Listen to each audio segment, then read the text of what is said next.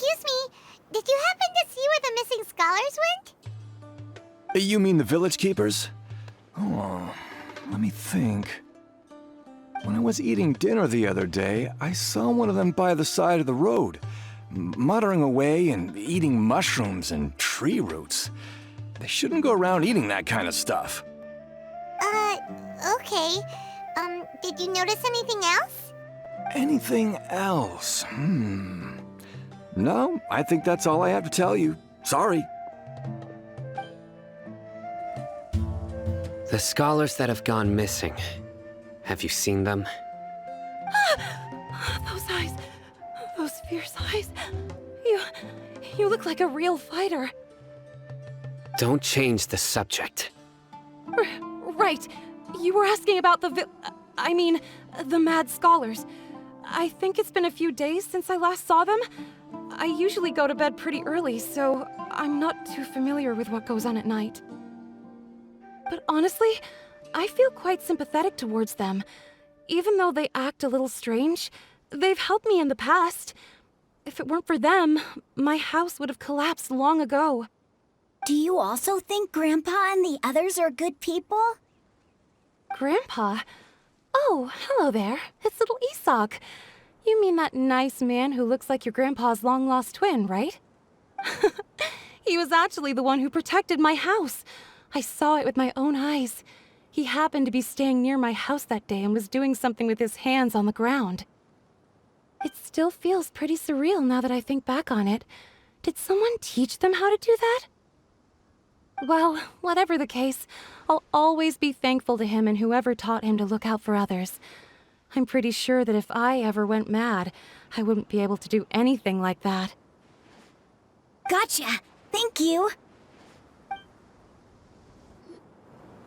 Sir, have you seen my grandpa recently? You know, the one who likes to sit and space out near the village entrance. Oh, well, if it isn't Isak. Oh, your grandpa, huh? It's been a while. The last time I saw him, he was spacing out by the road as usual. I went and asked him if he'd like any of the food I had prepared, despite my wife's protests. Like many people, she's really quite terrified of them. And speaking of my wife, she's still always complaining about how I don't make enough mora. That might explain why she's always mad at me. Oh, thank you. Thank you for taking care of him. It was nothing. You're looking for him, right? Did he go for a walk and get lost? Yeah. Whew, that's no good. Well, once you found him, come by my place again and I'll cook a little something for the both of you. I've known you since you were very young, so as far as I'm concerned, you're family. Please feel free to come by anytime. Wow, what a nice guy. Okay, thank you, sir. Huh? Don't say anything for now. Isak, stay here. Let's head over there. Stay quiet as you move. Listen, see if you can make out what they're saying. Have you heard? The mighty King Deshret, the sovereign of our faith, will soon return to this world. Yes, of course I have. King Deshret is the one and only true ruler of this land. I've never believed in any other gods. Still, you say he's coming back, but it sure doesn't feel like life's about to change around here anytime soon. What's your proof? Haven't you noticed? The village has been getting more deranged scholars than ever. Delavar was saying that many people also went insane just before the fall of King Deshret's civilization in ancient times. We don't quite know why, but it seems like there's some sort of connection between insanity and King Deshret. Isn't it a sign of King Deshret's power that all the mad scholars have disappeared? If you ask me, they must have been chosen as the final sacrifice for King Deshret's resurrection. Huh. Now that you say it, that does make some sense. Does this mean our lives are finally going to take a turn for the better? Exactly. Those city folks will get what's coming to them. Now, repeat everything you've just said from the very beginning. Huh? Who are you? Where did you come from? My patience is running thin. You heard what I asked.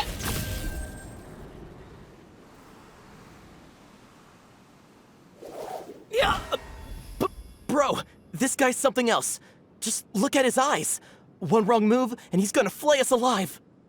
Let's not get on his bad side, okay? I am no match for this guy. Oh, okay, good sir. What is it you would like to know? Tell me about King Deshret's resurrection. Well, I only know a few things from hearsay. I went for a drink the other day and heard others talking about a rumor that the madman will disappear and that King Deshret will return to this land. I'm not making this up, I swear! Hey, go on. Keep talking. It's true. It's all true, sir. We desert folk have had more than enough of those people at the academia. They keep sending us all their mad scholars and won't let us have a good life. Would you want to live like this if you were in our place? The radicals were even more thrilled than me when they heard the news. We're all praying for King Deshret's speedy return. Delavar also said that once King Deshret returns to our side, it's only a matter of time before we conquer the land on the other side of the wall.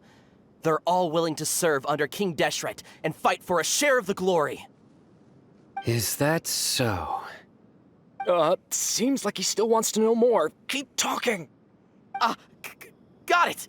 At first, I told myself it was just the drink talking, but then all the mad scholars vanished without a trace, just as the rumors said.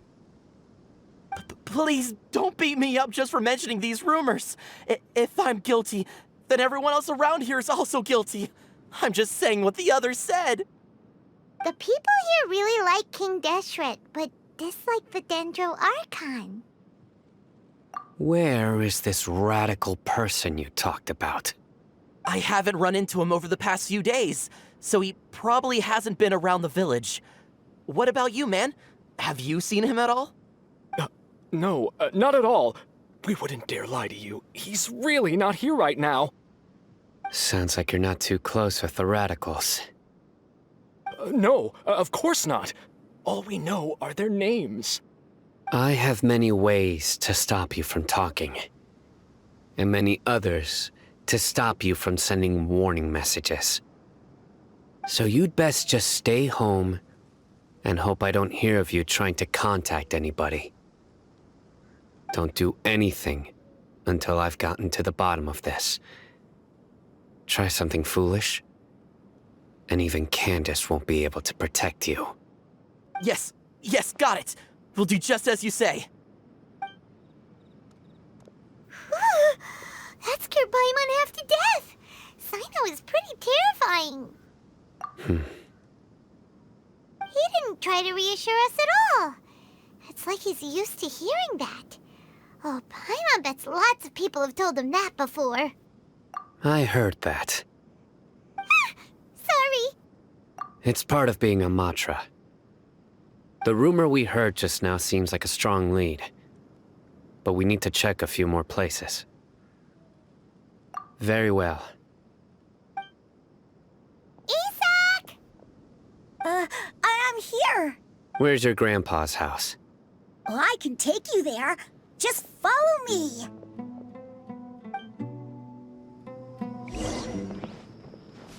Grandpa, he likes to be alone. Sometimes he stares at the sky in a daze, and other times he just pokes at the ground with his fingers. Every now and then, he yells out at the top of his lungs, so a lot of people are really scared of him. But he's a good person, really.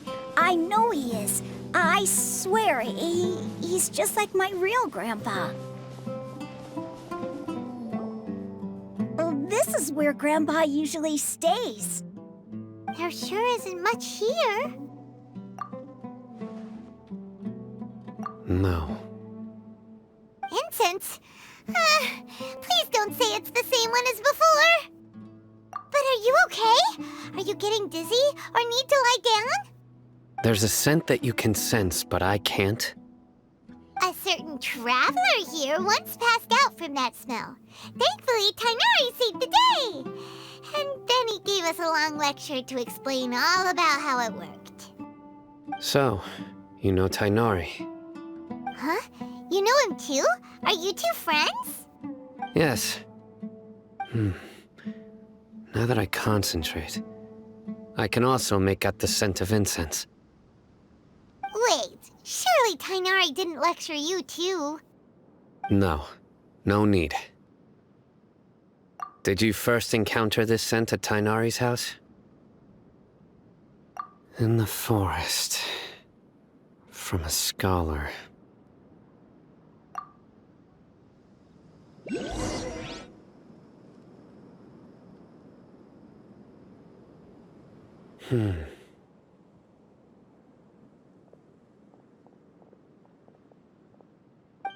are you looking for, Sino? Here it is. Take a look right here. Paimon doesn't see anything. Although the traces have been completely buried in the sand, there are footprints here. From the size and shape, they belong to an adult male. This pattern is a common one from this area. Local shoes. This was probably someone from the village. The scent is quite faint, but still extant. The footprints head in that direction. But who would come looking for Grandpa? He doesn't have any friends. We'd have to ask whoever lured him away with the incense. Huh? So you can lure someone away with just a scent? Hey, what's wrong with liking good food? Everyone's got something they love in life. Exactly. Most scholars are fond of incense, since the smell supposedly helps them clear their minds and discover new knowledge. Even deep within the clutches of madness, they still yearn for their knowledge-seeking days, and will follow the scent whenever it presents itself. No, Grandpa. So, someone's taking advantage of their weakness? Huh. Still, why would anyone want to abduct all the scholars? Are the rumors really true? Could the disappearance of all the mad scholars have something to do with the radicals? It's highly likely. Please, you have to save my Grandpa. Grandpa's never done anything wrong. Please help him. Sounds like we'd better help get him back. Don't you worry, Isak. We won't let whoever took him get away with it. Let's head to Aru Village and inform Candace and the others about what we learned here. After that, we'll set off to find the scholars. Right. The darker fabric definitely looks a lot better. That'd be my choice, too. We're back, Candace! We've got a lot to tell you. Ah, welcome back. Sounds like everyone's friends already. Oh, Dia's here too! You bet. So, everything goes smoothly? Reasonably. Alhaitham didn't go with you? We haven't seen him at all. Huh. I saw him around the village entrance earlier and figured he was investigating with you. I guess he must have gone off on his own. Did you find out anything useful? I see. So someone used a kind of incense to lead the exiled scholars away from the village.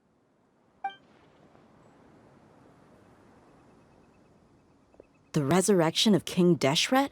First I've heard of it. Far as I know, the kind of incense you just mentioned is only popular beyond the wall. Scholars are fond of it, but as you can see, there aren't many scholars still studying around these parts. No seller would be able to make a profit here. Not to mention making incense is a labor-intensive process. You won't see anybody in the desert with the patience to make or sell something that requires that kind of effort. It seems someone from beyond the wall must have been supporting this. Makes sense. So what should we do then? Do we go back to the academia and search for leads there? If it was any other day, that would be your next logical step. But today, you've got me on your team, so you get an extra tip. Didn't you say that the villager got his news from the tavern? Well, I also like to drink at the tavern, so I know a thing or two about these radicals he mentioned. If Paimon remembers correctly, the leader of the radicals is some guy called Delavar. Ah, yeah. Delavar, the scar-riddled bandit, Engur, the wide-eyed butcher, and Jabari, the duck-tailed bearded crook. The whole lot of them are known around these parts. These guys have one thing in common, and that's being broke. The rougher life gets, the more they want to believe in King Deshret. Way they see it, King Deshret's resurrection is their only chance at overthrowing the academia. Throwing all of Sumeru into chaos is the only way to change the way of life here in the desert. Anyway, that's my guess why they've chosen to become radicals. Tia! You're amazing! You really know this place inside and out!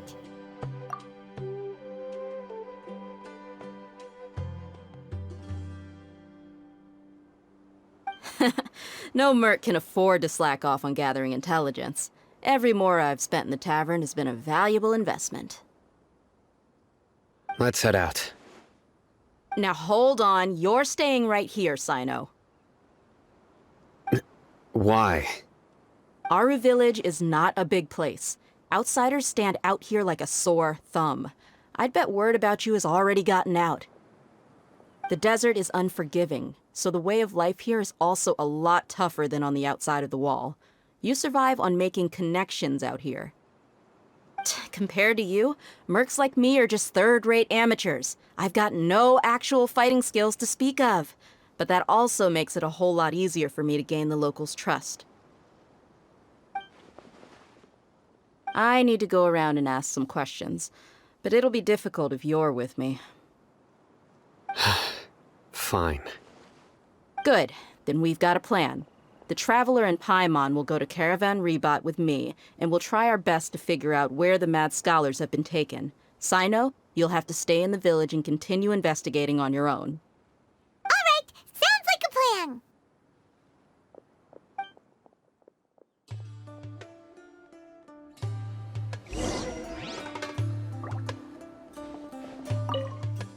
Sino, please don't take offense. I'm sure Dia just wants to help everyone solve their problem as quickly as possible. That's why she can be so straightforward at times. I don't mind. Ah, I see. Well, from the way you were staring out into the distance, I thought you might have been mulling over Dia's words. No, I'm used to being treated that way. It's natural to fear strength. I take no objection to it.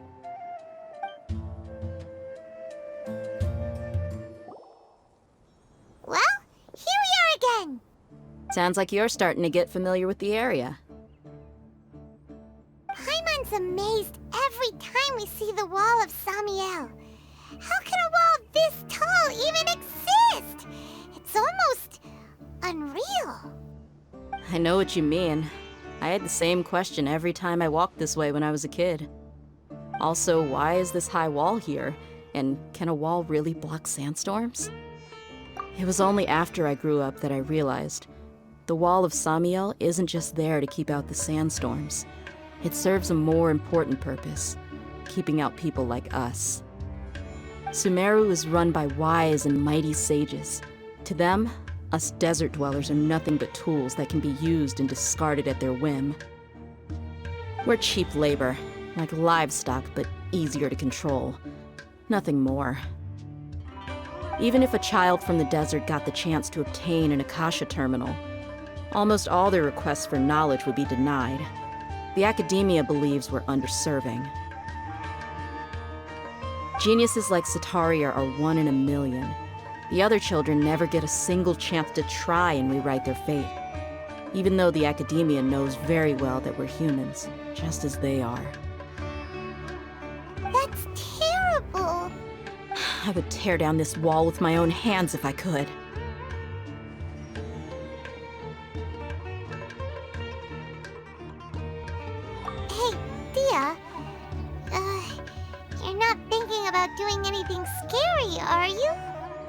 No, not at all.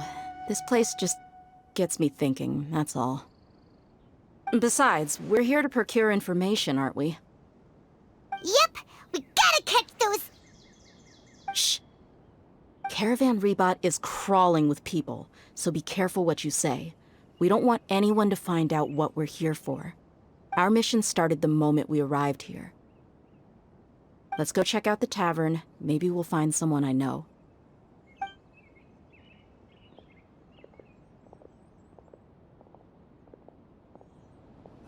Just our luck. None of them are here today. You mean, you don't see anyone you know? Dia, is that you? What a coincidence. You here for a drink too? Zaki. Finally, a friendly face. Oh, and who do you have with you here? Guests from another land? Hello. I'm Zaki. Dia's, how would you put it? Drinking buddy? We've had drinks together a few times. You could say we go back a ways. Anyway, as far as my friends here, they aren't too shabby, are they? You rarely see any Outlanders so friendly and respectful nowadays. Absolutely. Much better than those people on the other side of the wall. So, Dia, are you looking for someone? Yeah.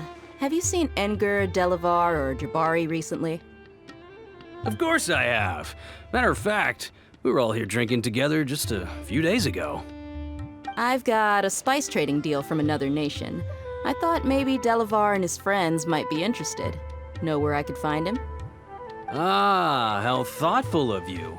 Then I assume you also know that Delavar's been having a hard time making ends meet these days, so you came here to help him out? Hey, keep it down. Let's just say I prefer to keep this deal a secret. Y'all at Caravan Rebot are like family. If there's more to be made, why not do it together? Besides, Delavar and his friends have muscle. They'd be a good fit for escorting the goods. Yes, how considerate of you. Delavar's my friend too, so of course I can take you to him. Come with me.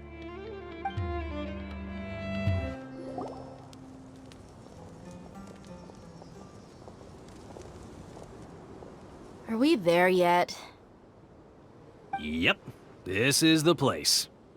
This place is practically deserted. What are they doing in a place like this?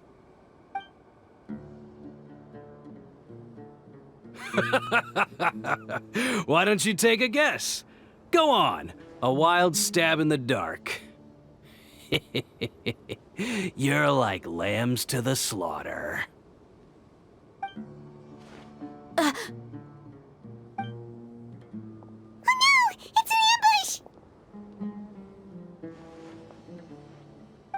What's this all about, Zaki? Come on, Dia. You really think we didn't hear about what you said back in Aru village? The boys have kept a close eye on you from the moment you set foot there. Not only do I know that you're looking for Delavar, I also know that you've teamed up with people from the academia to look for the missing scholars. So, you've been watching us from the very beginning? Uh-oh. Paimon knew leaving Sino behind was a mistake!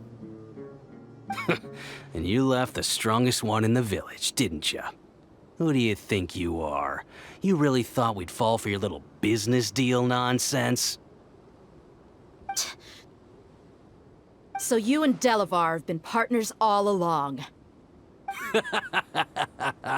Dia, I guess it's only natural for a traveling mercenary like you to be out of the loop.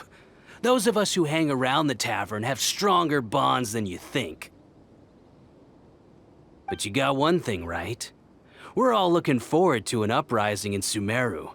There's nothing more we'd like to see than the desert folk overthrowing the academia. If that's the case, then I'm sure Delavar wouldn't miss a second of it. I'll be honest with you. If it weren't for what you said in the village, your little monologue about the Wall of Samiel would have convinced me that you're one of us. Delavar. And Engur. You're here too, huh? Long time no see, Miss Mercenary. You should have known the traitors are what us followers of King Deshret despise the most. Dia, I thought that you, a fellow desert dweller, would understand why King Deshret is greater than the Dendro Archon. Little did I know, you don't deserve to join us. Yeah, gee, what a missed opportunity. Adopting radical views and kidnapping innocent scholars, all because of some baseless rumors. Anything else I'm missing out on? See? There you have it. Mercenaries are just a bunch of faithless scum with only one thing on their minds. Mora. Pathetic. You're all like a pack of street rats. You're not wrong. Mercenaries are driven by Mora, and my faith lies with whoever's paying me. As long as there's a profit to be made, anyone can become my friend. Enough talking! Get him! Just as I expected. Let's teach him a lesson, traveler. Following orders. Let me scribe. Go. I'll take my leave. Impossible! How could you? So, what do you think about your meticulous network now, Zaki? How did you say it? It's only natural for a traveling mercenary like me to be out of the loop. I'm guessing your informant told you that I'm just an incompetent merc with no real fighting skills, correct? I mean, that is what I said after all. And of course you would believe everything he reported. The only thing you know about me is that I'm a mercenary, but you've never seen me in action. Even though you heard we went to handle monsters together, you believed that Candace was the only one doing all the real fighting. That so-called Flame Mane is just a fraud. She admitted it herself. She just uses her connections to gain the trust of others. That's what you thought, right? Ugh. You lied in the village because you figured that we'd have people watching you. And you were stupid enough to fall for it. I figured as much the first time we drank together. You all thought you were so smart. Pathetic.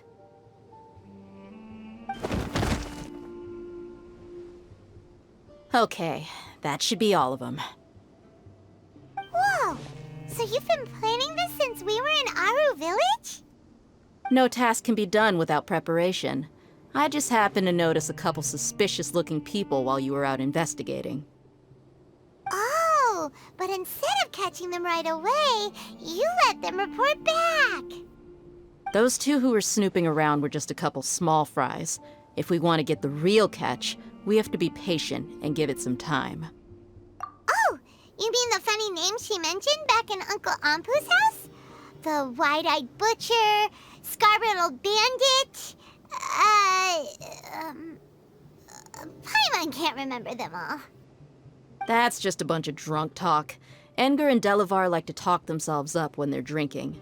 Edgar, the wide-eyed butcher, and Delavar, the scar-riddled bandit, are the nicknames they came up with for themselves.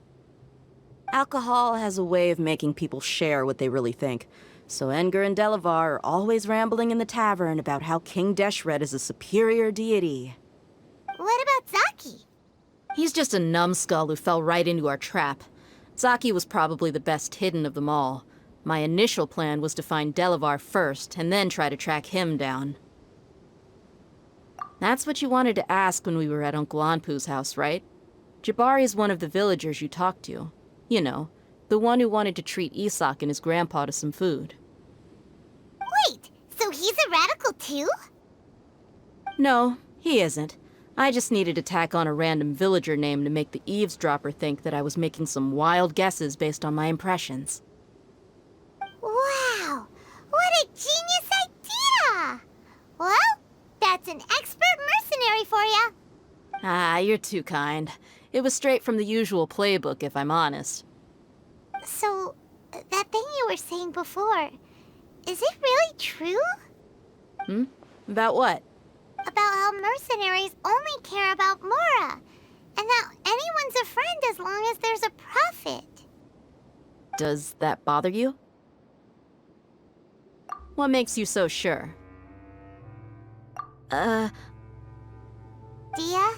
do you dislike the Dendro Archon like the other desert folk? You two are pretty sharp. No, I don't have anything against the Dendro Archon. I've heard a lot of nice things about the Lesser Lord from Dunyarzad. I can understand her devotion and gratitude.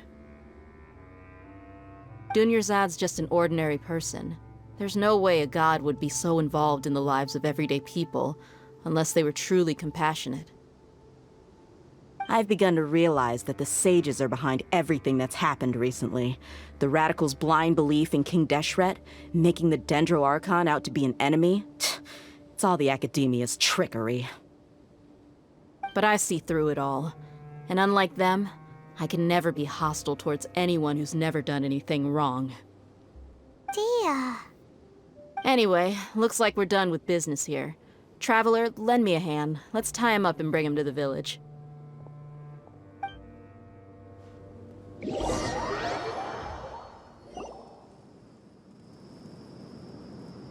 This should be all of them.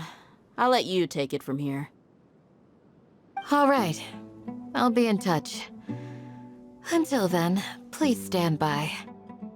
Candace, do you need any help? Candace will be okay on her own. I trust her, so you can too. She's been guarding Aru village for quite some time now. If anyone is qualified to question the offenders, it's her.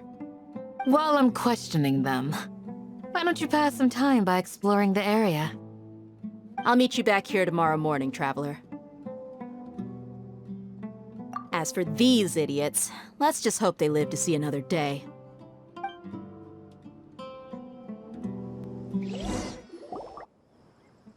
Hey, Dia!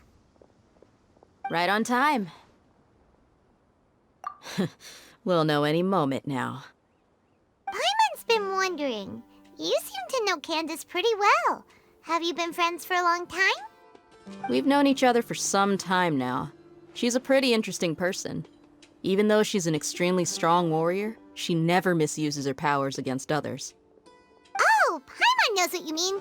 Like a lot of martial artists say, never take the fight outside the ring. Yep, I guess you can put it that way. It takes strong convictions to be as dedicated as she is, and shoulder that kind of responsibility. Us mercs, on the other hand, we pretty much live from one day to the next. Well, Paimon thinks you're great too. Really? Thanks for that. Oh, Sino's here, and he's pretty early too. Yes, I was here yesterday to help out a little. To help out? By doing what? Sharing some interrogation techniques. Oh, you mean you taught Candace some more persuasive methods? Right. Come on in, everyone. Come on, let's go inside.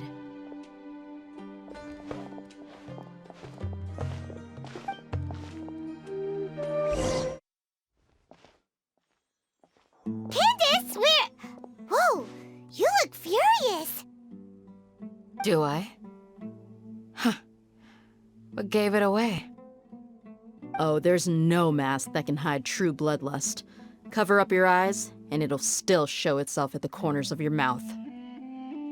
Perhaps I need to work on my composure. Still, it's perfectly understandable why I'm angry. I'm sure everyone present would agree. Yes, ma'am. Please, don't beat us anymore. We're gonna die. Well, looks like Sino taught her well.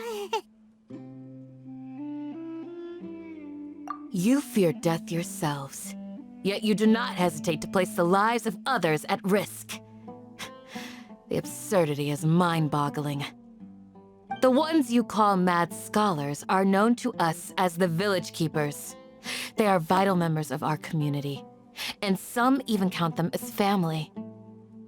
You come here, to my village, and you treat my people as nothing more than stepping stones towards your goal. Tell me, what would you do to you in my position? Mercy! Please, have mercy! You've made your bed. We may all be desert dwellers, but there's one thing that I understand better than you. The resurrection of King Deshret will only result in war. And war serves no one. The people of Aru Village care little about which god is in power. Life may be tough and tiring, but we wish to preserve our way of life. A war would only cause us to lose all that we have. And that is not a responsibility that you can afford to shoulder. We understand. We're sorry. I'll tell you everything I know. Please, just let us go. I'm listening.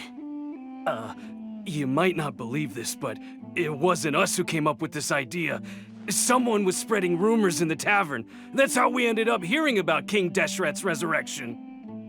Some mystery man told us that mad scholars will make the perfect sacrifice to usher in King Deshret's resurrection. They give their lives, and we can get anything we wish for. They're called village keepers. Slip up again, and you'll regret it. Yes, sorry. It was all that mystery man's doing. He told us to spread the word about King Deshret's resurrection, and talked us into helping him. In return, he said he'll help facilitate the resurrection process.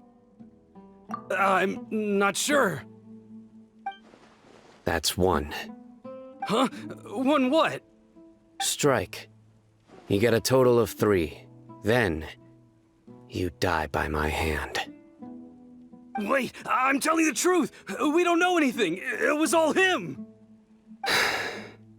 2. He got us to lure them out of their houses in the night with some kind of incense. We take them to a junction outside the village. Then the mystery guy takes them from there. You gotta believe me, please. I'm telling the truth, I swear. Just ask them if you don't believe me. That was indeed the truth. Traveler, go on.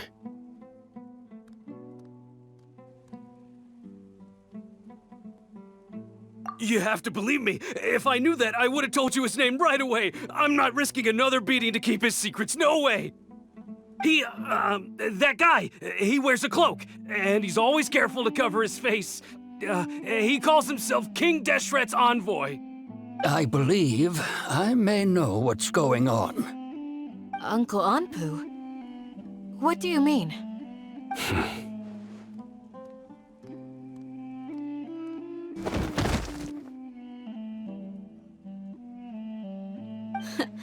Smooth. Okay, speak. If my suspicions are correct, this mystery man they speak of could be from the academia. Some time ago, people from the academia attempted to take the village keepers away. I refused, insisting that they are part of our community. It strikes me now that this secretive character shares the same goal they had. Which means it's highly likely that the academia was purposely spreading a false rumor to trick the radicals into delivering the village keepers right into their hands. They were the ones who brought them here to begin with. Now they're trying to take them back? We aren't gonna let that happen. Not the academia again.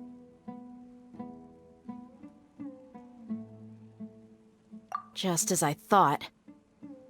But what could they want with the village keepers? People are nothing but tools in the eyes of the academia. A change in their plans likely means they found another way to exploit the scholars. Regardless, our top priority now is locating the village keepers. You're right. Isak is still waiting for news on his grandpa. Time to go. Let's leave the village and try to track them down. Yes. Pack up and get ready to leave. You got it. Candace, I'll let you deal with the radicals. Leave everything outside the village to us. All right. Let's meet back here once everyone's ready.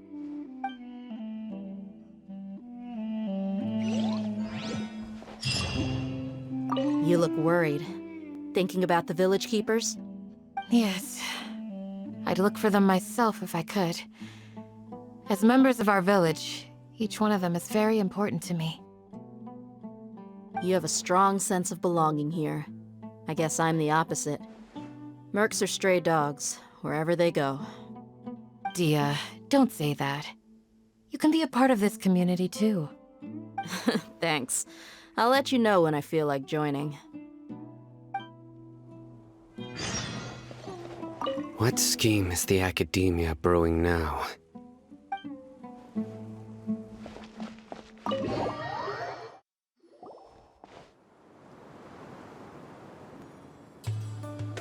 Let's get some food in us and then we'll... Whoa! Where did you come from? Well, as you can see, I am merely sitting here and reviewing what we have deduced thus far. You were gone for ages! And now you're suddenly sitting here musing to yourself? Where have you been anyway? Hey, what's with the silence? You never think things through before asking questions. I'm giving you some time to make up for that. Paimon's so mad! Paimon's gonna give you an ugly nickname! Never mind. Paimon's got nothing. There's just nothing super obvious to pick with this guy. It makes it so hard. Well, you've heard nothing to suggest I left this whole time, so clearly I stayed in the village to investigate. Anyway, you plan to leave Aru village and keep searching for the truth of this matter, yes? Yep. We're not gonna find out anything more by staying here, so we thought that we might as well take the search elsewhere. Enough with the silent treatment! No. I'm just surprised that you decided to team up with him. Alhaitham, you haven't helped us out at all ever since we arrived at Aru village. Bold of you to question our choices. Yeah, you're all talk. While you were investigating, I had my own work to do, which I've now finished. Really? Paimon doesn't believe you. To be honest, we aren't really a team, so I have no obligation to inform you of my whereabouts. Not to mention that going separate ways allowed me to find some important information that you all had missed. Huh? Right here in the village? Correct. What did you learn? I'm going to take you to someone. But before that, you need to understand where she's coming from. What does that mean? How do you think the residents of Aru village feel about what we're doing? In other words, do you truly believe every single word the villagers tell us? You mean some of them lied to us? Hiding the truth does not necessarily equate to lying. Again, these people have their reasons. Remember what Candace said?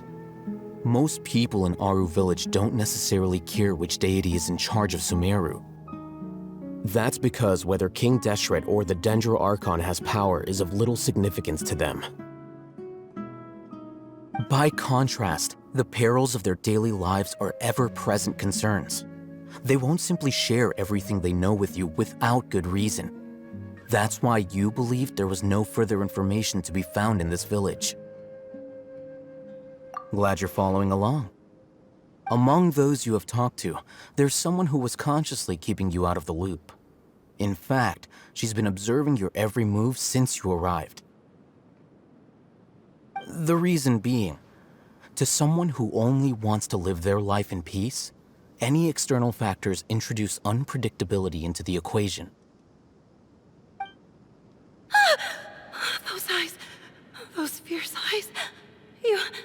You look like a real fighter. Don't change the subject. It's quite obvious that she's intimidated by Sino's authority and strength. Right. You were asking about the mad scholars. She corrected herself mid-sentence because she's aware that there are King Deshret fanatics in the village. If she sounds too friendly towards the village keepers, she could easily make herself the radicals' next target. I think it's been a few days since I last saw them. I usually go to bed pretty early, so I'm not too familiar with what goes on at night. Remember? She made a point of denying her involvement in anything that occurs at night. But honestly, I feel quite sympathetic towards them. Even though they act a little strange, they've helped me in the past. If it weren't for them, my house would have collapsed long ago. After speaking to the village chief, it became clear that the village keepers had protected Aru village at night. In other words, the young miss was very much awake during that time. Then why would she lie? By getting involved with an outsider, she risks drawing unwanted attention to herself. As for why she might be so wary about all this, maybe you should ask her. I'll pass on this one. You said that she is afraid of me. If so, it's best if I stay out of this. We're on it! Miss Shawnee, as we discussed earlier, I've brought someone with me. Mr. Alhaitham, I'm aware of where you stand, but how can I make sure that your friends think the same as you? Huh? What do you mean? We need to clarify our stance or something? Go ahead and talk to her. You'll get the answers you want. Go on. Earn her trust. Is it really that simple? May I call you Traveler? Hi, Traveler. I want to ask you something. Do you think the resurrection of King Deshret can truly change Sumeru for the better? Why's that? That's very similar to what Miss Candace says. I know you two are friends. That's why I'm willing to talk to you, even though I do have some reservations. Before, I wouldn't even have the courage to ask something like this. Traveler, do you believe our lives will get better?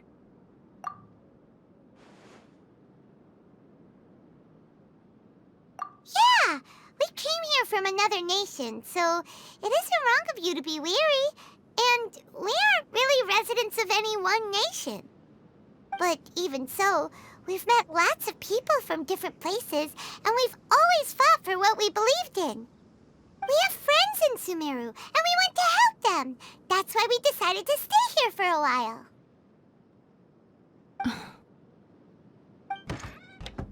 I want to trust you.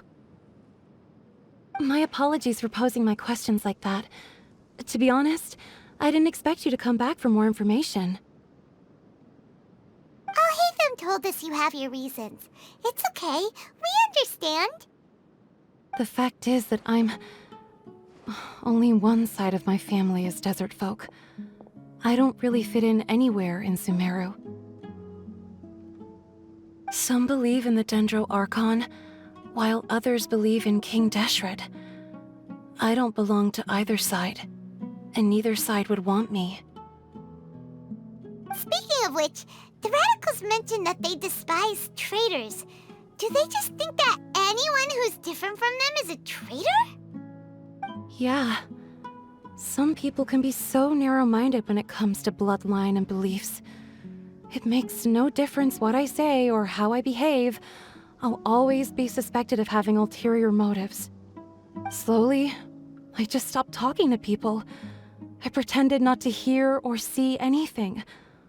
All I want is to live my life in peace. And then it happened. The village keepers who had helped me disappeared with no explanation, and I didn't dare breathe a word about it to anyone. Until now. You can tell them. I'm sure she'll keep your secret. All right. I'll tell you what I told Alhaitham. I actually have a sharper sense of hearing than most. Sometimes, I hear strange crying sounds in the night. There are ghosts?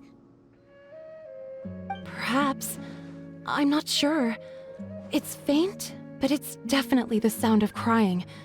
It comes from far away in the distance, and always carries very raw emotion. It used to be louder and more frequent, but ever since you arrived in the village, it doesn't seem to happen as often, and when it does, it's much quieter. I have to focus really hard to make it out. I confirmed this with the guards on night duty. They also have someone with a good ear, and he's heard similar sounds at night. But, because we're in the middle of a desert, he would rather believe that they are the cries of beasts than ghosts. There's really nothing around these parts, except for an old hospital not far from the village. I think they used to use it for treating Elazar, but it's been abandoned for years. Yeah, let's go! Oh, is this the place? It's in terrible shape. And there's... monsters! Watch out! Decided by destiny. Propagate! Take this!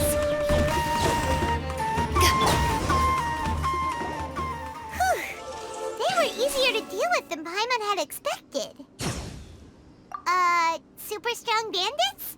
Or monsters taller than buildings dropping out of the sky? Or, you know, something like that. He looks super serious. We gotta stay on our A game too. This is the one.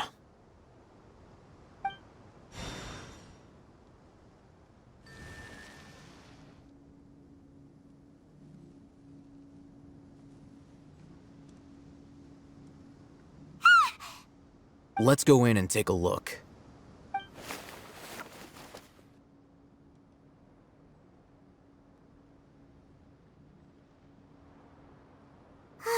Hey, Ethan, we haven't found squat.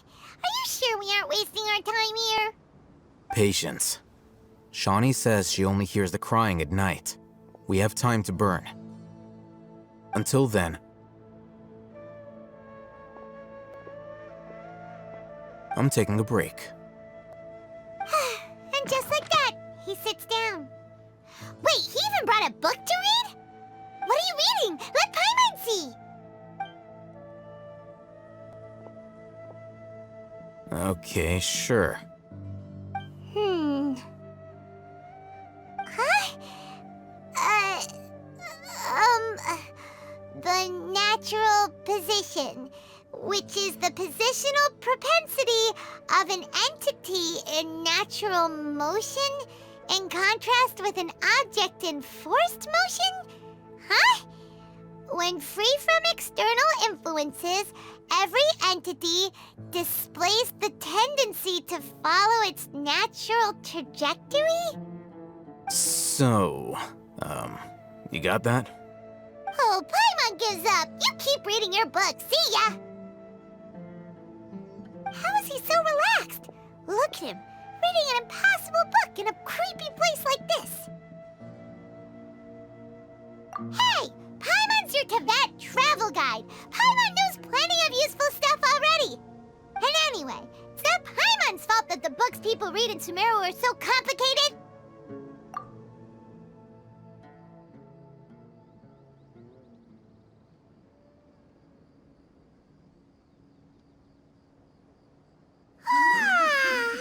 Paimon's getting so sleepy.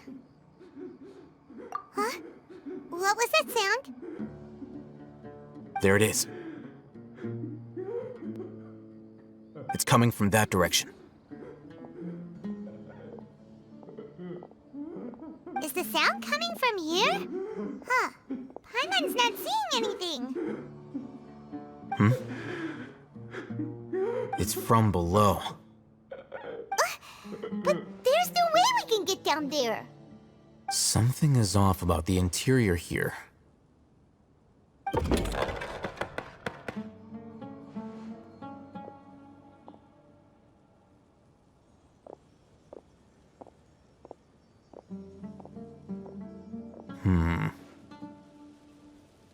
As I thought, there's a hidden structure. Wow. It's like they tucked another hospital into this one. Oh, it looks like there are other mechanisms around here. Let's keep exploring. Scatter!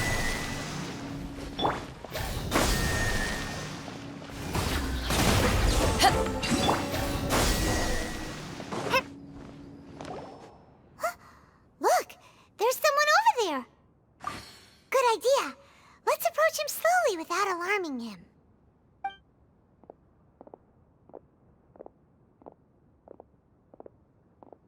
Wait.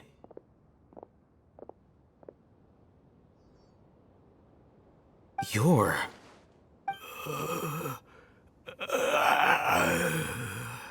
He can't speak, and his eyes are unfocused. But he looks too young to be anyone's grandfather. Also, why is he the only one here? Didn't expect to see him here. You know him? He's Razak, a senior of mine at the Academia. He's a scholar too? Is he the kind that holes up in a forest and mumbles stuff about training? No. And that's the problem. Razak was never involved in any of those things. He never trained in the forest, let alone reach Satyavada life. Leaving that question aside for the moment, him being here alone means that we might be too late. Looks like they've already taken everyone away. For whatever reason, they left Razak here. Perhaps they simply didn't have time to come back for him. There are drag marks on the ground. They're clearer by the doorway. Someone was forcefully drawing a cart that was loaded with something heavy. Loaded with people? That is one possibility. It looks like they were in a hurry, as if they were afraid of being caught.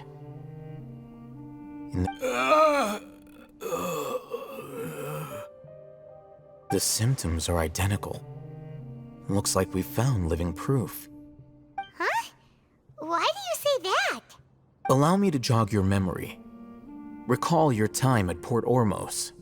Don't you think his symptoms look familiar?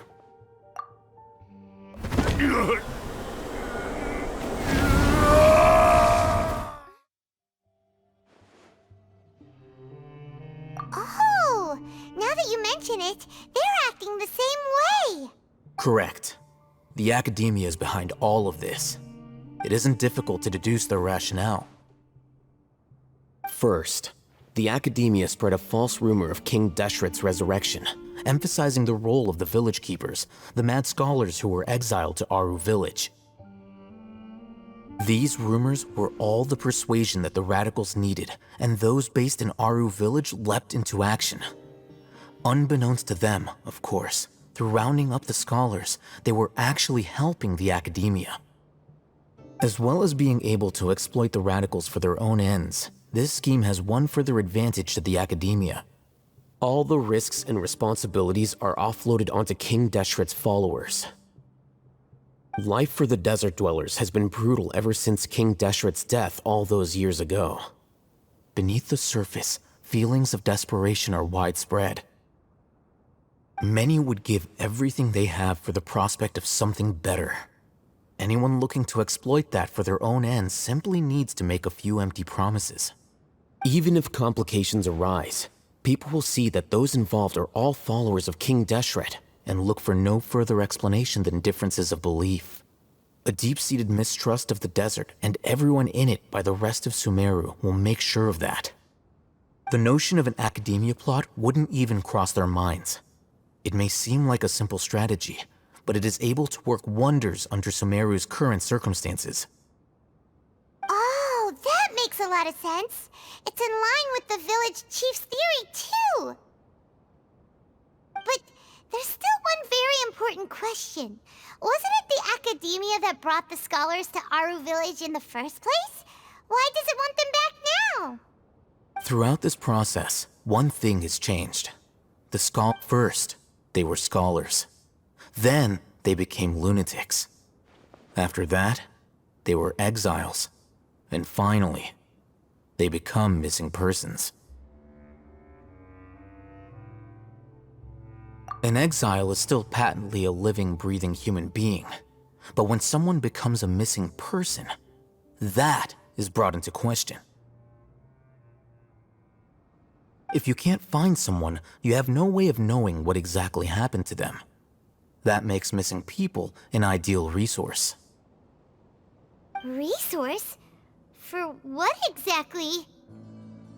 One possibility is that the information in their brains could be extracted into knowledge capsules. Extracted? You mean canned knowledge comes from people's brains? With the technology of the Sumeru Academia, it's entirely possible. Perhaps the process caused them great suffering, which is why they cry out in the dead of night when no one is watching them. So, the human brain... Nope, nah, Paimon doesn't want to think about this. I'm the Academia scribe, after all. I'm familiar with their projects. Anyway, judging by Razak's state, the contents of a divine knowledge capsule were extracted from his mind, but something went wrong in the process. Or perhaps his curiosity got the better of him, and he used such a capsule for himself. Paimon's a little confused. Can they just use anyone's brain?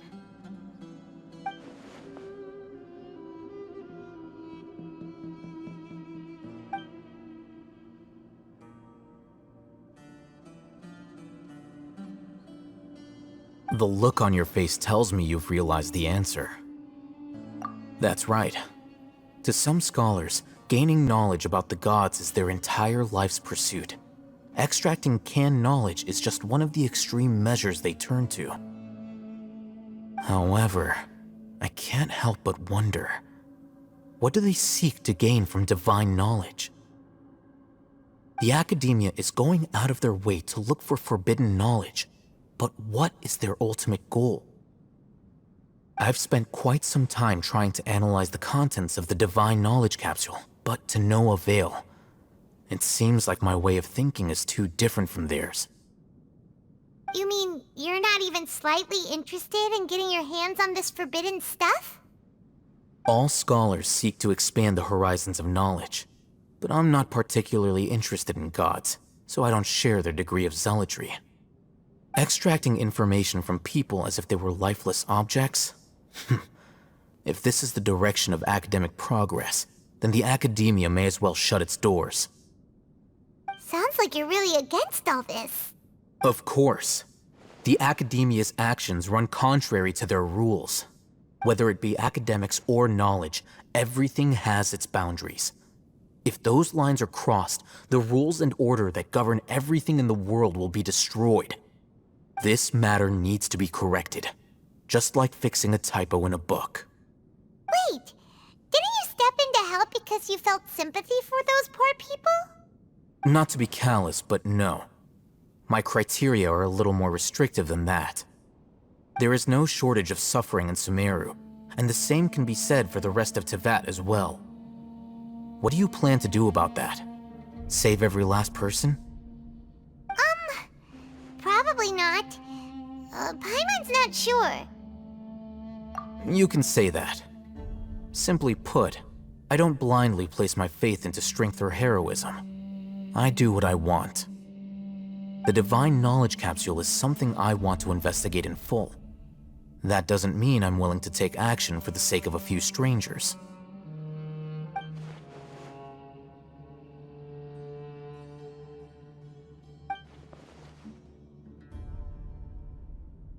Paimon's been wanting to say this for a while.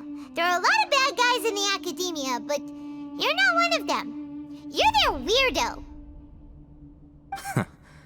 You're probably right. Though I must say, I quite enjoy this feeling of being the odd one out. Uniqueness is also an asset, is it not?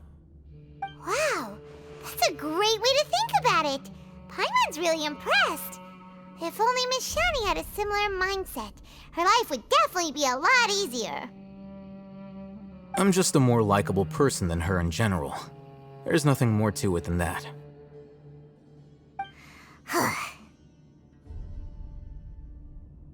He won't last long if we leave him here. Let's take him with us. We'll work out our next step after we return to Aru Village.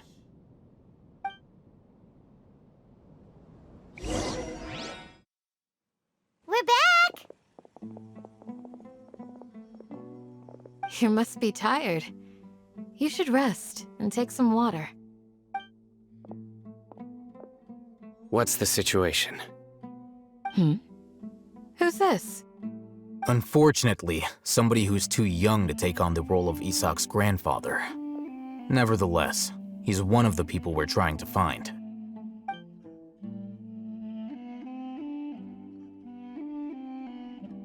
So, at one point in time, the abandoned Elazar hospital served as the Academia's site for extracting divine cant knowledge. Yep, pretty much.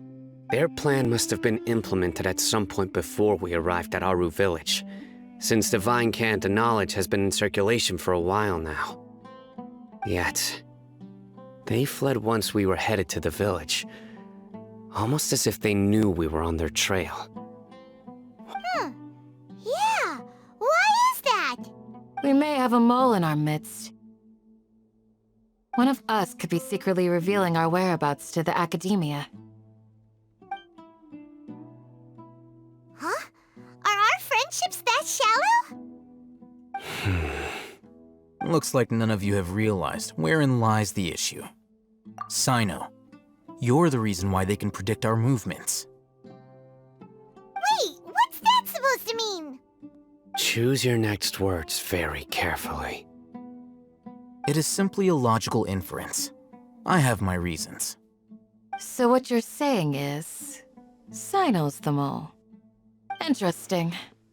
And here I thought you were the most suspicious one, Alhaitham, since you were always acting alone. I know. You have a point, but I realized something as we were returning from the hospital. Sino isn't like any of us. What are you trying to say? Do you still remember who you are, General Mahamatra? As a Matra, you are no doubt privy to certain kinds of information. Before you can take action against someone, you are required to have all the facts available, including the less than savory details. Simply put, the Academia has traditionally allowed you access to a wealth of sensitive information. Knowing their modus operandi, wouldn't you expect them to take precautions against you? If you want to raise a vicious wolf, you need to make sure that you can avoid its bite. The Academia is monitoring me? It's not that simple. The Academia has eyes all over Sumeru, but they have a special protocol for dealing with you. Every so often comes a Nyagarbaha Day. On this day, the Academia enters new information into the Akasha through knowledge capsules. I remember seeing a thick notebook next to the control panel once. Its contents were all about the General Mahamatra, his activities throughout the day, preferred methods of enacting judgment, everything. You're saying that the Academia entered my information into the Akasha too? But what's the point in doing that? My actions aren't important enough to be added into the Akasha.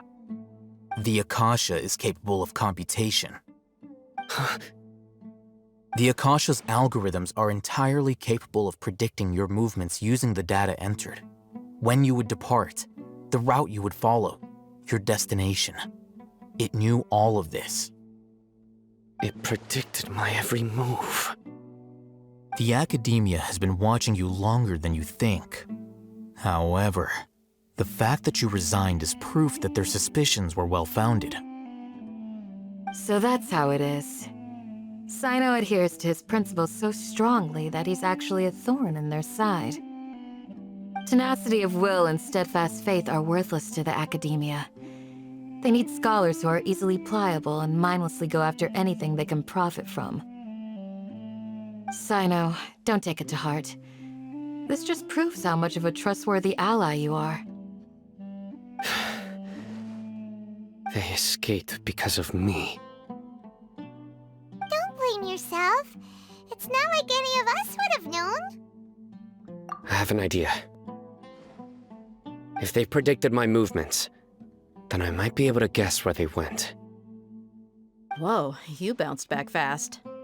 There is always an opportunity for safety after danger passes. Oh, so that's how it is! Paimon gets it now! If the Academia is trying to avoid Sino, The safest place would be... Yep, that's right! They'll want to proceed in the direction opposite of where I'm going.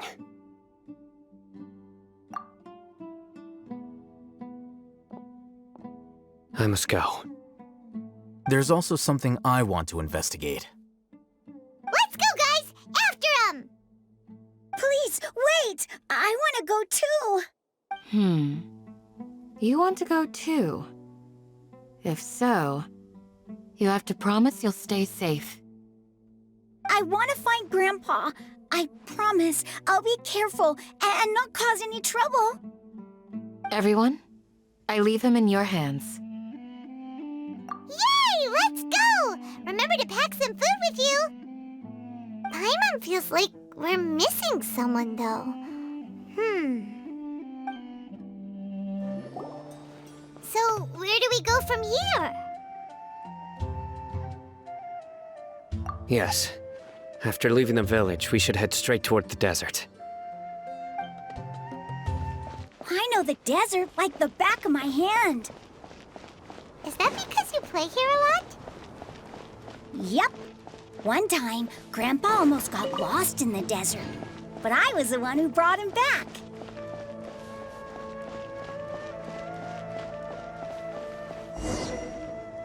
There's something here. What's this? It's buried in the sand. Looks like we'll need to roll up our sleeves and do some work. And Paimon thought running around everywhere was already enough work. Okay. So, we have to dig it out? Whatever's down there, looks like it's buried really deep. These are likely fragments of an Academia-developed device, something akin to a headset. Looks like there were more than one village keeper. They must have been escorted this way because there are device fragments scattered around here. Let's split up and search the area. Chances are that we'll find other things nearby.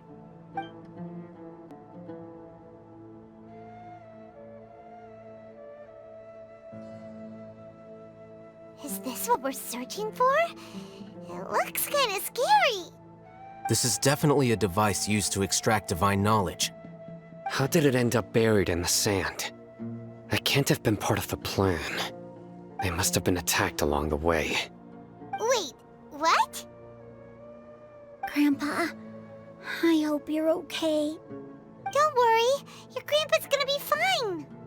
Razak didn't display any signs of starvation or dehydration, which means that they left fairly recently. We should be able to catch up. One more thing.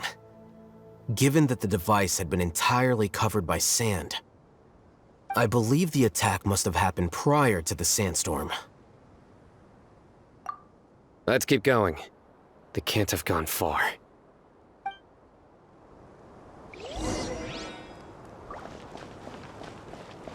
Ugh, but running on sand is so tiring. But you're flying, aren't you, Paimon? Is flying over sand tiring too? Ugh, of course it is!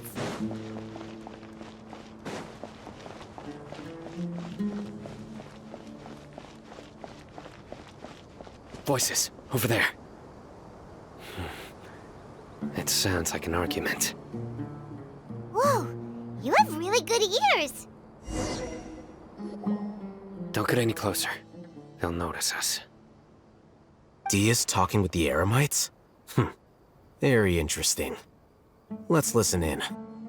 If you had informed me sooner, there'd be plenty of room for us to... You're one of us. We would never lie. Scholars. You don't know as much as I do. Need me to... I knew it. That's our Dia. Dia? Why would you... Dia! Hey, what are you doing? Huh? Didn't you say you'd help me find Grandpa? Why are you on their side? Well, look who's here. Ain't that something? This complicates things. You've betrayed Aru village? So, this is the great General Mahamatra. Dear, you'd be better off as my assistant than hanging around with this motley crew. Seen for yourself, I have the means and methods, and my ideals are far more admirable than theirs. I'm not the type that's easily swayed, Raman. You of all people should know that. Wait, what's going on, Dia? Whose side are you on here? Shut it, Paimon. It doesn't matter. Whichever side you pick, nothing can deter us from the grand mission of resurrecting King Deshret. Once our Lord of Old returns to this land, we will have a new beginning. Face the facts, Raman. It's not gonna happen. You should understand that more than anyone. Have all your years as a merc taught you nothing about placing hopes in a ruler? I'm a desert dweller and a proud follower of King Deshret. Whether I live by the edge of the sword or in peaceful comfort, my soul will always carry this conviction. It's not too late yet. The village mad scholars aren't gonna bring King Deshret back to life. You don't understand, my dear lady. Pursuing our faith is our purpose in life.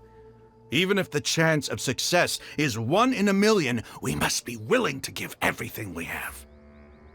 Even if it'll expose you to the academia? Even if they end up disbanding the Eremites? Your Eremites, which you've worked so hard for all these years? Yes. We've waited a long time for this day to come. The sun and the moon no longer shine here. All you see now is cracks in this desiccated land. But fate has finally dealt me a hand to play against the Academia. With these scholars in our custody, we'll stomp the Academia's forces and fight our way beyond the wall of Samiel. Ridiculous. Think about it. The Academia controls the entirety of Sumeru. Your powers are negligible in comparison. If you still don't believe me, then try asking these 2 men.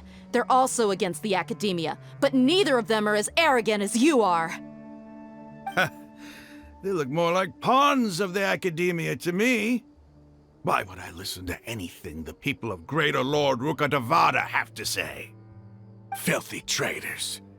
Your god abandoned all honor and betrayed King Deshret. We desert dwellers will never trust the likes of you.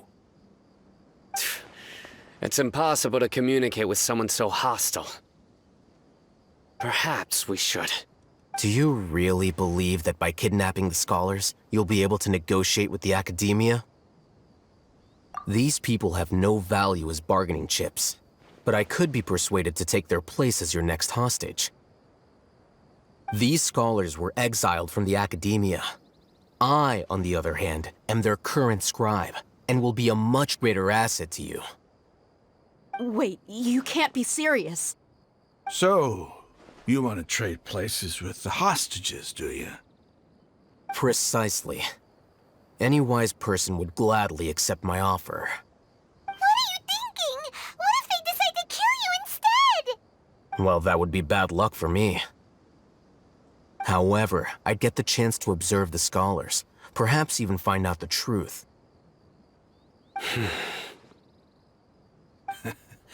Think you can talk me over with that confident look of yours? I'm not trying to persuade you. I'm using this as a means of joining forces against the Academia. You are the scribe. What do you have against the Academia? Not all desert dwellers believe in King Deshret, and the same applies to the Academia. Why must all knowledge seekers approve of the Academia's way of doing things?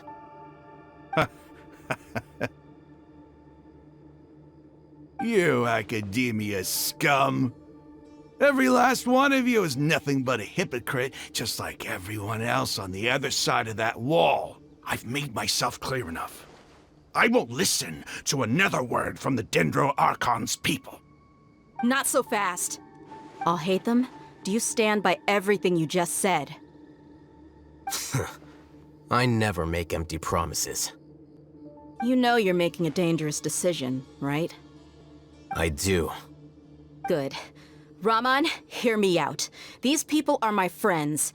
Maybe you can't take the followers of the Dendro Archon at their word, but what about me? Do you trust me? We've known each other for years. Of course I do. In that case, I'm willing to vouch for their honesty with my right arm. Come on, Raman, don't be a coward. If you're serious about taking on the Academia, you need to steel yourself. You can't be afraid. Huh. An arm from the Flame Mane. You've piqued my interest. But what if you refuse to oblige? What should I do then? No one's a fool here, Dia. We're mercs. And mercs don't tend to live long unless they have their wits about them. You're not wrong, but this is different. I promised my friends that we'd bring back the village keepers together.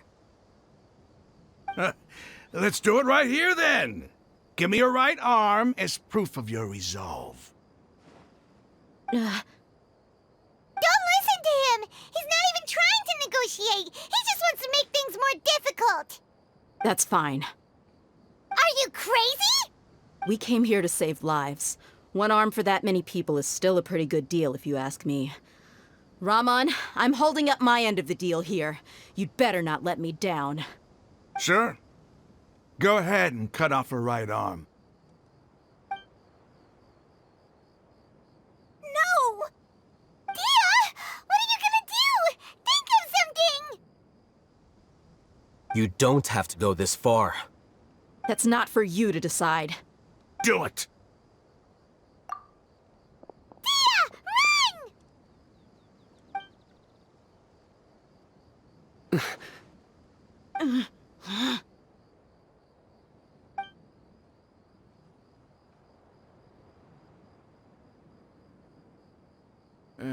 Stop!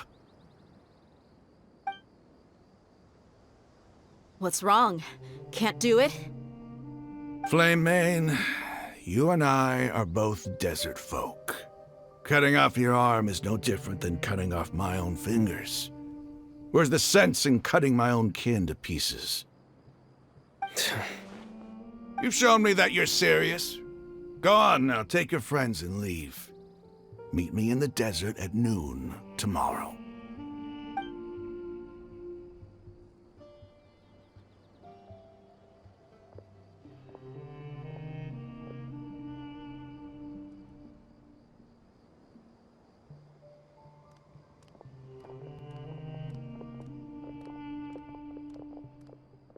Phew. I was really counting on him not going through with it. Dia! That was crazy! Have you all lost your minds? What if he'd actually cut your arm off? Then I just have to hold my claymore with my left arm. Okay, I'm sorry. But sometimes when you're out on a limb, you gotta double down to seal the deal, you know? Don't ever make a promise like that again. I can deal with the likes of them. If it came down to it, you would not lose to them either. I don't doubt it, Sino. But this is about more than me and them. There's a lot more where they came from. Even if we got rid of one bunch of radicals, there are others out there. Wiping them out would do more harm than good. As you wish. I'm sorry, Dia. I should have stayed put and listened. I should have trusted you. It's okay. I promised you I'd help find your grandpa, so I'll do whatever it takes. Whatever it takes? You just might be scholar material. Huh? Are you serious? The Eremites once said that I was a lunatic. Perhaps a little madness is essential to be successful in research. Why does it feel like he's using his praise for me as an excuse to brag about himself? Okay, let's get moving. We should head back to the village and rest up. Today was just a trial run. Noon tomorrow is gonna be the hard part.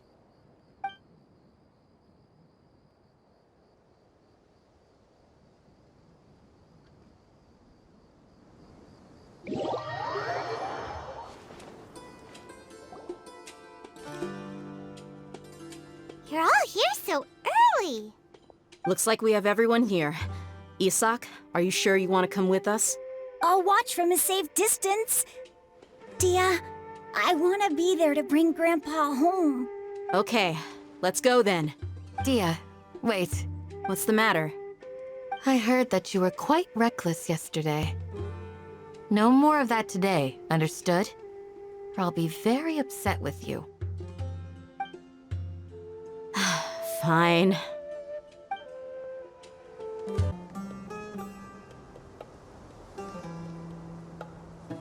Huh.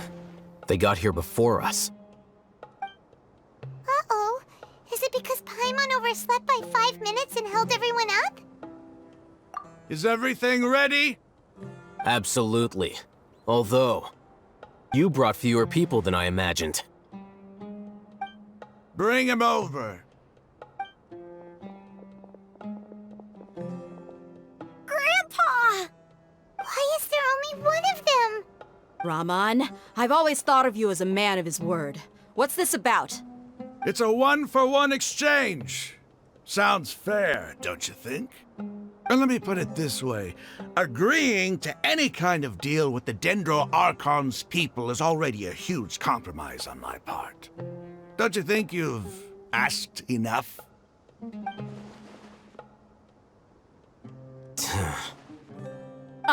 You stay right there!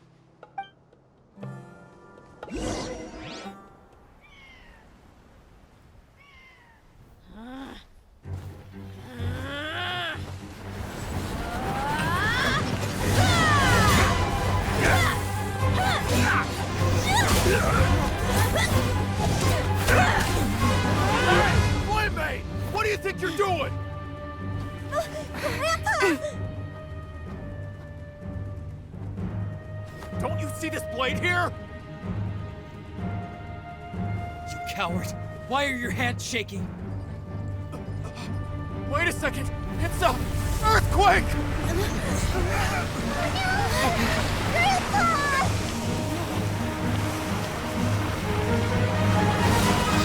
Grandpa!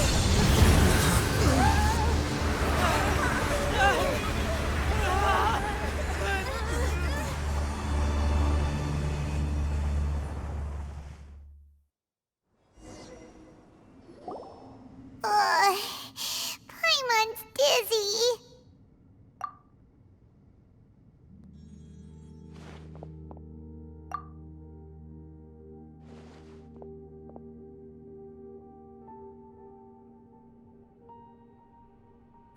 This day's going just great. What a nuisance. The sand dune collapsed. I saw an energy field. The village keeper protected us. It glowed green with dendro. Just like you said, it may well have been the remains of Lesser Lord Kusanali's power inside the scholar's body. The Dendro Archon. Grandpa? Grandpa? Oh no, he's getting confused again. Hey, look around you. Did there used to be a temple here? It seems that when the sand dune collapsed, it exposed these underground structures. The symbols on the gate belong to King Deshret's civilization. This structure must be ancient. Over time, the sandstorms completely buried it and left it in the state we see now. It could have been an underground palace in the distant past. Oh, a miracle. Praise King Deshret! What's he doing here? And his men too? They must have fallen down here with us. Pretty lucky if you ask me. Most of them seem in really bad shape. Except for him. He got off lightly. Mind your head. No, this isn't the time for conflict. Our exalted lord has shown us the way to his sacred palace. He's not actually gonna go in there, is he? As it happens, I want to take a look inside too. What are you doing? Don't you think it's curious? 1 minute, Lesser Lord Kusanali's power protects us from harm, and the next, remnants of King Deshret's civilization appear. 2 major deities are vying to showcase their power to us. It would be a shame not to witness them both. Paimon thought you weren't interested in gods. Indeed. In my view, gods are just a higher form of living being, or creature, you could say. New discoveries are always worth investigating. Whether they have anything to do with gods is neither here nor there. Raman, what are you gonna do about your men? I'll just let them lay here. King Deshret will take care of his people. Right now, I'm going inside.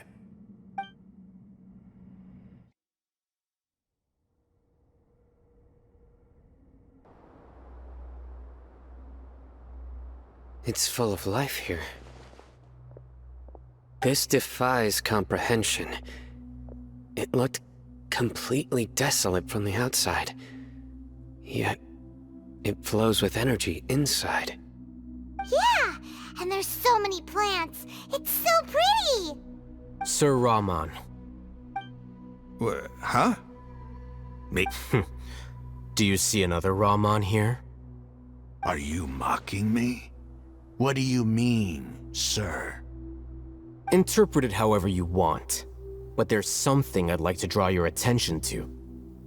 While this structure is clearly left over from King Deshret's civilization, the energy that flows in here is that of the Dendro Archon. Whatever you say. It's not like I have a vision. There's nothing to be angry about. Think of this as an academic journey. It does seem kind of strange. If that's true, then we might have to explore this whole area to find an explanation.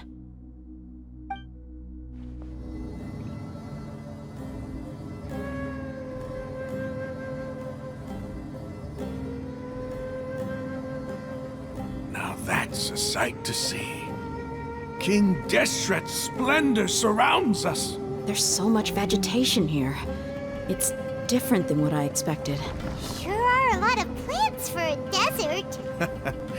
That's what I call divine providence of King Deshret.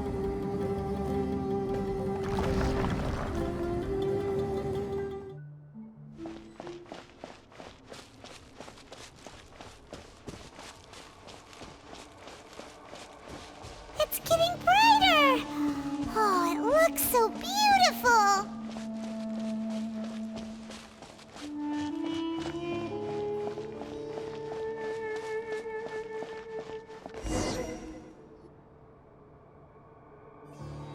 Wait, what's that?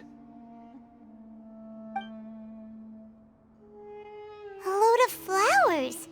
And it looks like there's something among them. These are King Deshret runes. They left something behind. Yes. It's an elegy written in an ancient script. What does it say? Here lies our faithful priest Kasala. His wisdom is a miracle among the people, deserving of high praise and admiration. You can read ancient King Deshret script? Of course. Every student needs to master at least 20 languages before they graduate. He's not serious, right?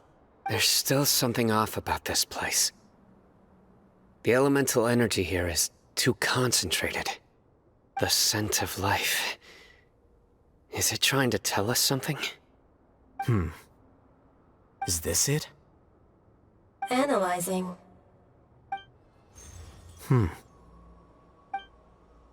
There seems to be a hidden message among these skeletal remains. Excellent. There's a device from King Deshret's civilization in this gravesite. I'll transmit the information over and project it for everyone to see. Isn't sharing knowledge against the Academia's rules? Yes. However, under the circumstances, I'd prefer you to see this for yourself. You'll understand after watching it.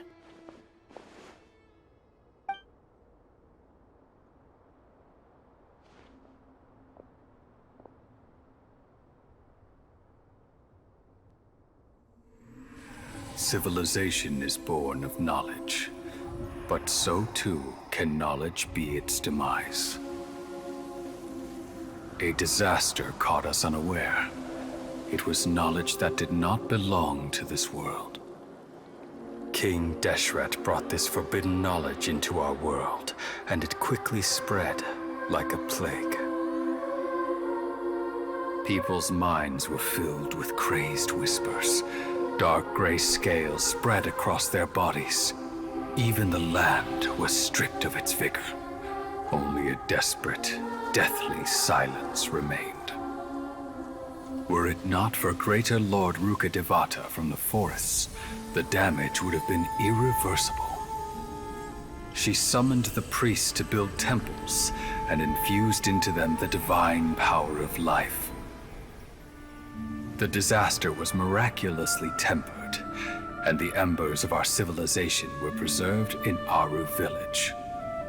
Alas, the miracle could not last.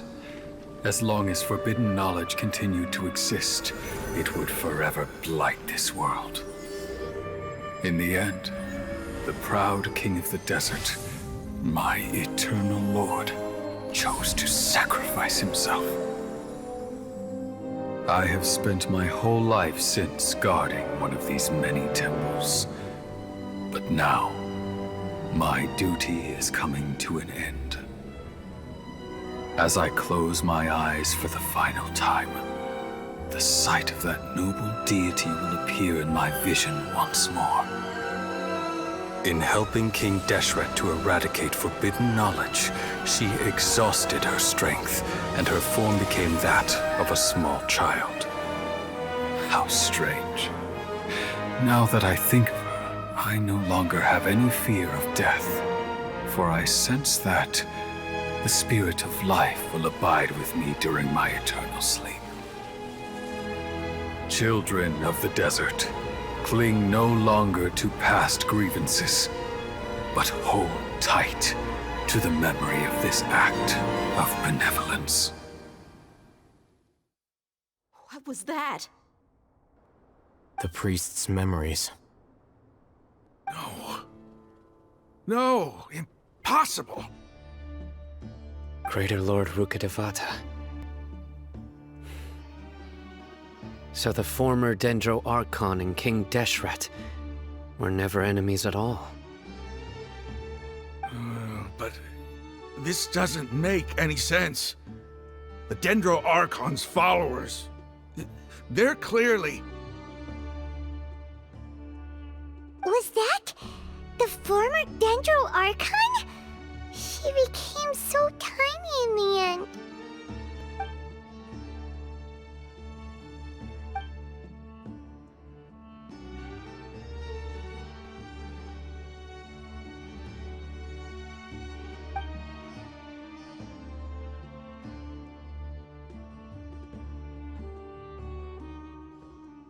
You might be distrustful of the Akasha, but there's no reason for you to doubt King Deshret's technology. You've just witnessed his priest's last words. I've never heard about any of this before. The surviving followers of King Deshret all gathered in Aru village. Our god did not make mistakes. We refuse to believe any of the rumors. King Deshret's death, the all but total annihilation of our civilization, it was all Greater Lord Rukkhadevata's doing. We saw her as nothing more than a traitor, who stabbed us in the back in our moment of crisis. Just like us humans, fighting, feuding, double... You were blinded by your prejudice.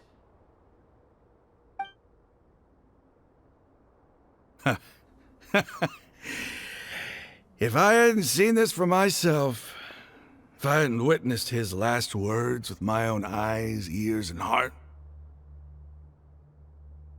how could I ever begin to accept this? The truth is so far from what I've always known. Am I really supposed to believe that after all these years, all this time seeking revenge, Suddenly now my enemy is my savior? Raman, that's enough. Give it a rest. You're starting to make a fool of yourself. Dia, tell me, my Eremites and I, what are we even fighting for?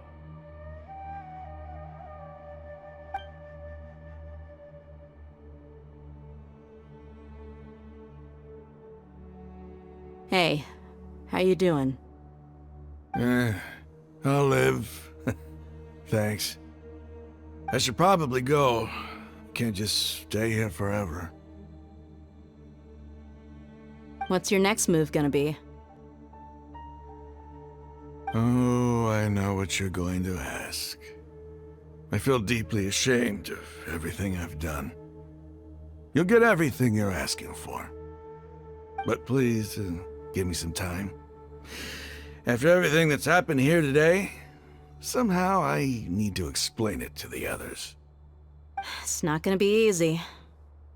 Well, I guess that's for me to deal with. Dia, this is where our camp's located.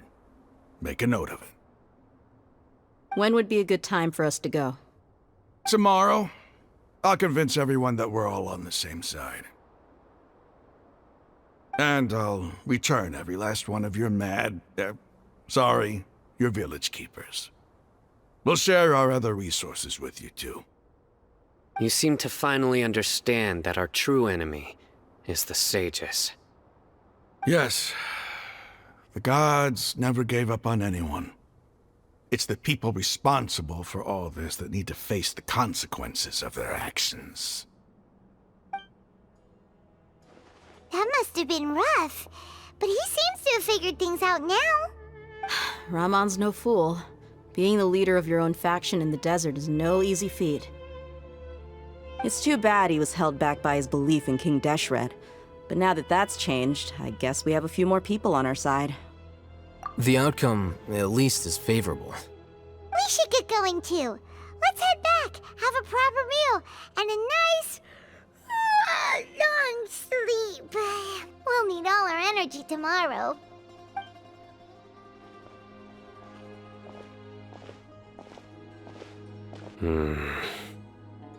Sino, we're leaving!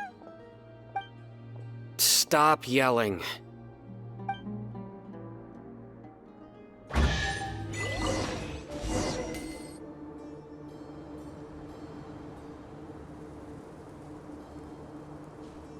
Raman, we're here. Everything's been arranged. Someone will bring the village keepers back to Aru village shortly. I guess all I can say now is, thanks for agreeing to help. Don't mention it. I think we can both agree you went to hell and back for it. But we share a common cause now. From here on out, we're allies. Where are the perpetrators? I'll bring you to them.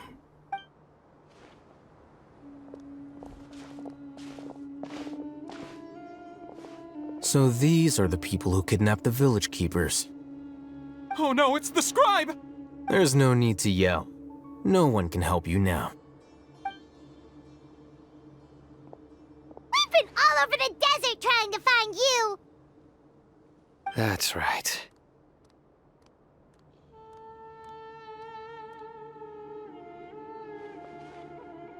General Mahamatra? No, no! Make it quick, please! Swift and painless! Whoa. The moment they set eyes on Sino, they turned pale like they've seen a ghost! You should have known that I would be coming for you. Wait, we were just following orders. You know what I'm talking about, right? There's no way we could have done all this by ourselves. No, not Sino. He's gonna tear us limb from limb. I could do worse. Please have mercy. Start talking. Otherwise, I'll have to resort to other methods. So, your superiors have kept you quite busy recently. Why? What? They, wanted to extract canned knowledge. Don't play dumb.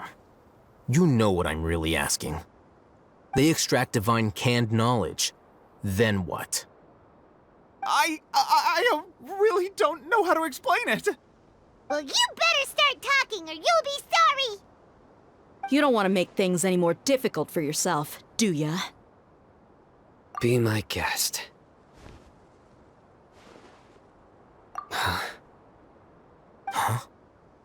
Uh-huh. That sure didn't sound like a fancy metaphor or anything. You're serious, aren't you? How did you know? There's no use hiding it now. Yes, you're right. The Academia is working on an important and potentially world-changing project. They are creating a new god. A god that will belong to them and to the people of Sumeru. It may seem as if Sumeru's academics are thriving, but ever since the death of Greater Lord Rukkhadevata, scholarly breakthroughs have been few and far between. The withering of Irminsul has been getting worse recently. The sages have tried everything they could think of, but nothing's worked. I'm always hearing them say things like, if only Greater Lord Rukkhadevata was still with us. Continue. And then, someone from the Fatui showed up. They called him the Doctor. He brought a gnosis and said he wanted to borrow the Academia's research facilities. The Doctor was previously expelled from the Academia. At first, the sages looked down at him in disdain. But when he said those words, everyone's expression changed. He asked them, "Do you wish to create a god?" This is what the arrogant ignorance at the extreme end of academia looks like. First, the Academia spent a long time constructing a divine vessel, which was based on an exquisite humanoid puppet. After that, they harvested dreams via the Zeb-Zerus Festival Samsara, maximizing the Akasha's output. With the Doctor's help, and the Akasha now functioning at maximum efficiency, they were able to use it to extract the power from the Gnosis and convert it into a divine core. Next, they decided that their new god needed to possess divine wisdom. For that to happen, they needed a huge quantity of divine canned knowledge. It adds up. But how do you determine whether the knowledge extracted is of divine origin? Call it an educated guess? The Academia has been trying to figure out the exact source of the Scholar's madness for centuries, but to no avail. Nobody can explain the cause of this phenomenon. Surely you can see what that implies, Scribe Al-Haytham. If it's knowledge no mortal can comprehend, then it must be something only gods are able to decipher. In other words, it's the source of the God of Wisdom's omniscience and omnipotence.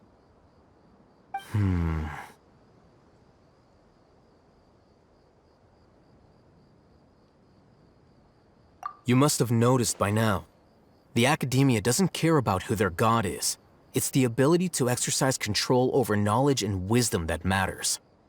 It is as if they are cursed with a desire for omniscience and omnipotence that burns in their blood. Some organisms demonstrate phototaxis, and thus orient their entire lives in respect to sources of light. For the sages, their only source of hope is the existence of a deity who embodies the acme of wisdom. This is but a form of phototaxis. For many scholars, the absence of a god of wisdom means stumbling in the darkness for the duration of their lives. Then what does Lesser Lord Kusanali mean to you? Is she not a true god present in this world? If you already have a new god, why try to create another one? From the beginning, the Academia has never treated her as a god. When the Academia first discovered Lesser Lord Kusanali, the newborn god of wisdom, the sages hoped that she would be as wise as Greater Lord Rukkhadevata. But upon evaluation, they found that at the time she possessed no more intelligence than any ordinary human child. The sages never had a ruder awakening. This forced them to accept that Greater Lord Rukkhadevata had indeed passed away. Not to mention that Lesser Lord Kusanali's gnosis had been used to power the Akasha this entire time. By herself, she has neither an Archon's raw power, nor the spectacular insight expected of a god of wisdom. Slowly but surely, people began to forget about her existence. So, this is the path the sages have chosen.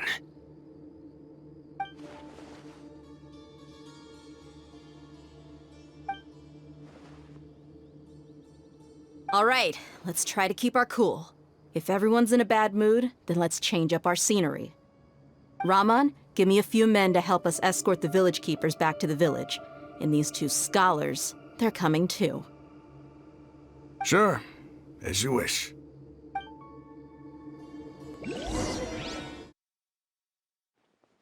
The village keepers you found have all been returned to their homes, and each one has a dedicated caregiver to look after them. The 2 new scholars are being kept under close supervision, too. Really great work, everyone. The atmosphere is so heavy.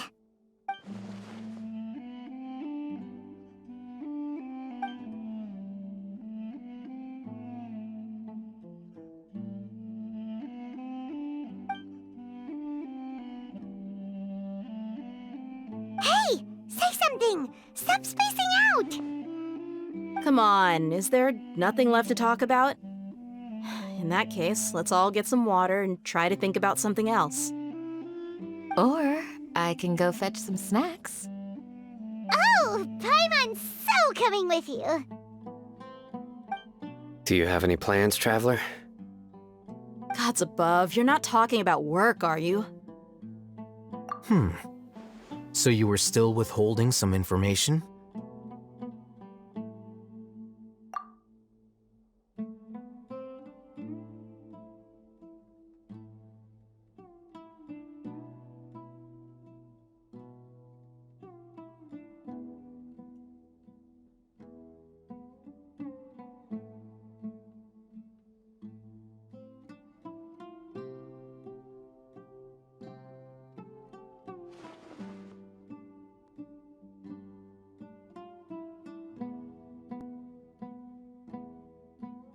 Even though we lived through all of this firsthand, it still feels super surreal to hear you talk about it again. What a whirlwind of a story. I felt like I was holding my breath the whole time. It seems like there'll be more issues to face in the days ahead than I'd anticipated.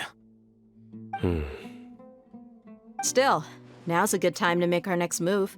Now that Raman's joined us, we'll be an even stronger team. It's time to make a plan. Indeed.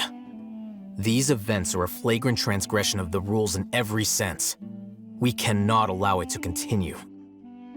So, everyone, are we on the— Crush the sages and rescue our god. That is our ultimate goal. Well, let's brainstorm a little more about what other resources we can draw on. The next time we gather here, we must have a solid plan. Yep, it'll work out for sure.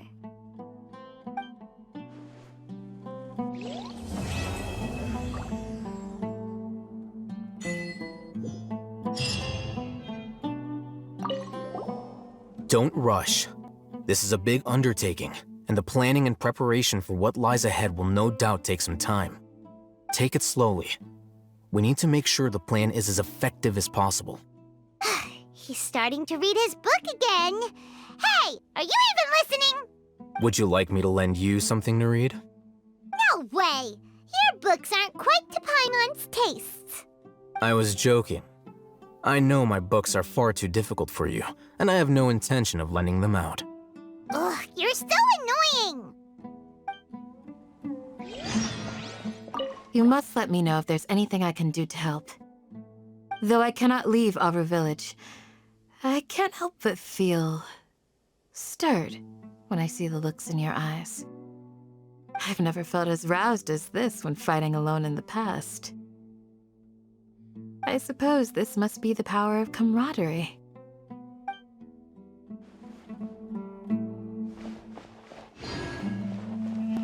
The past few days have been some of the most challenging work I've ever taken on, and none of it'll earn me a single mora. I can't believe it. Look on the bright side, Dia. Maybe we'll get a huge reward after this is all over. You've got a point. Hey, what would you do if you woke up tomorrow with more money than you could ever spend? Paimon would buy boatloads of tasty snacks. That's it? And maybe some tasty drinks as well? How adorable. Well, here's to all our indulgent fantasies. If there's a chance they can come true, I'll give it my best shot. And here's hoping that everything we do from now on will change this world for the better. In the past, I never imagined that even the gods could suffer from hardship. If we can find a way to change all of this, will this nation become a better place?